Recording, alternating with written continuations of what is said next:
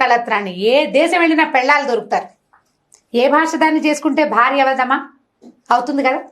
దేశే దేశేచ బాంధవా, ప్రతి దేశంలోనూ బంధువులు దొరుకుతారు. ఒక అమ్మాయిని పెళ్లి చేసుకున్నాం, ఇక్కడ భారతదేశం వాడు సింహళ దేశపు అమ్మాయిని పెళ్లి చేసుకున్నాడు. అతని అమ్మాయి చెల్లెలు ఈయనకి మరదలవుతుంది, ఆ అమ్మాయి తమ్ముడు బావ మరదవుతాడు. అత్త మామ దొరుకుతారు, బంధువులు దొరికారు చూడు. కానీ తంతు దేశం న పశ్యామి ఎత్ర భ్రాత సహోదర, మనతో పుట్టినవాడు సహోదరుడు మనతో పాటే పుట్టి, మనం ఏ రక్తాన్ని తీసుకుని పుట్టామో ఆ రక్తాన్ని తీసుకుని పుట్టినవాడు ఎక్కడా దొరకడు. వాడు మనతోటే వస్తాడు, మనతోటే ఉంటాడు. వాడిని ఉంచుకోవాలి మనం.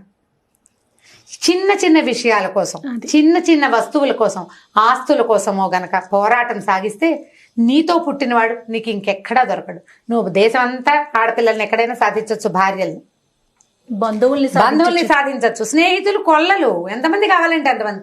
అన్నయ్య తమ్ముడు ఎక్కడి నుంచి వస్తారు? మన అమ్మ నాన్న 50-70, మనకే 50 ఏళ్ళు వచ్చాక కంటారా మన కోసం? లేదే. కన్నా వాడు ఇంకొకడు అవుతాడు. మనతో పాటు మనతో ముందో వెనకో పుట్టినవాడు ఎలా వస్తాడు మన దగ్గరికి?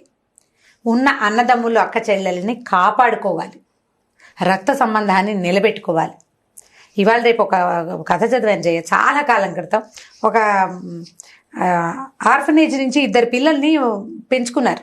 ఫారిన్ కంట్రీలో జరిగింది. ఓ అమ్మాయి ఎక్కడికో ట్విన్స్ అట వాళ్ళు. ఓ అమ్మాయిని ఏ దేశం వాళ్ళు, ఇంకో అబ్బాయిని ఏ దేశం వాళ్ళు తీసుకున్నారు. ఆవిడకి ఏదో ఆ వెళ్ళిపోయిన తర్వాత 46-47 ఏళ్ళు వచ్చాక ఆవిడకి ఏదో ప్రాబ్లం వచ్చింది. వస్తే ఈమె తాలూకు బ్రదర్ గాని సిస్టర్ గాని ఉంటే వాళ్ళ మూలకణాలతోటి ఈమెకి చికిత్స చేయించన్నారు, ట్రీట్మెంట్ అన్నారు.